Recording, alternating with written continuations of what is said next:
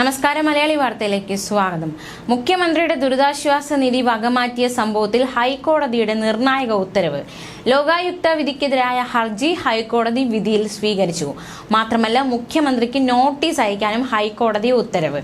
മുൻ മന്ത്രിമാരായ 18 പേർക്കും നോട്ടീസ് അയക്കാൻ ഹൈക്കോടതി ഉത്തരവ് പുറപ്പെടുവിച്ചിരിക്കുകയാണ്. മുഖ്യമന്ത്രിയുടെ ദുരിതാശ്വാസ നിധി വകമാറ്റിയ സംഭവത്തിലെ ലോകായുക്ത ഉത്തരവ് ചോദ്യം ചെയ്ത് RS ശശികുമാർ നൽകിയ ഹർജിയായിരുന്നു ഇന്ന് ഹൈക്കോടതി പരിഗണിച്ചത്. ചീഫ് ജസ്റ്റിസ് അധ്യക്ഷനായ ഡിവിഷൻ ബെഞ്ചായിരുന്നു കേസ് പരിഗണിച്ചത്. ദുരിതാശ്വാസ നിധി വകമാറ്റിയെന്ന ആരോപണത്തിൽ പരാതി നിലനിൽക്കില്ലെന്ന ലോകായുക്ത ഉത്തരവ് നിയമവിരുദ്ധമാണെന്നാണ് ആരോപണം ഉയരുന്നത്.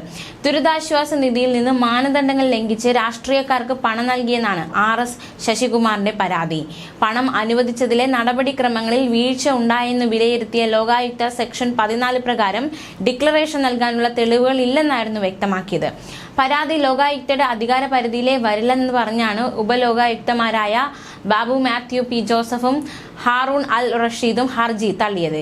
ഈ ഉത്തരവുകൾ ഹർജിയിൽ അന്തിമ വിധി വരുന്നതുവരെ സ്റ്റേ ചെയ്യണമെന്നും ഹർജിക്കാരൻ ആവശ്യപ്പെട്ടു. മുഖ്യമന്ത്രിയുടെ ദുരിതാശ്വാസ നിധി വകമാറ്റി എന്ന കേസിലെ ഹർജിക്കാരനെ ലോകായുക്ത വിമർശിച്ചിരുന്നു. ഹർജിയുടെ സാധുത വീണ്ടും പരിശോധിക്കുമെന്ന് ലോകായുക്ത നിലപാടെടുത്തു. ആ നിലപാടിനെതിരെ ഹർജിക്കാരൻ ഇടക്കാല ഹർജി നൽകിയിരുന്നു. ഇതായിരുന്നു വിമർശനത്തിലേക്ക് നയിച്ചത്.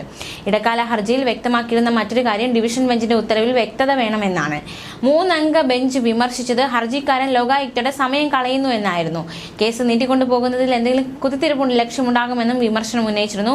3 അംഗ ബെഞ്ചിന് വീണ്ടും ആരോപണങ്ങൾ അന്വേഷിക്കാൻ കഴിയുമെന്നും ലോകായുക്ത വ്യക്തമാക്കിയതാണ്. 3 അംഗ ബെഞ്ച് വീണ്ടും ഡിവിഷൻ ബെഞ്ച് ഉത്തരവ് ഹർജിക്കാരന്റെ അഭിഭാഷകനെ കൊണ്ട് വായിപ്പിച്ചിരുന്നു.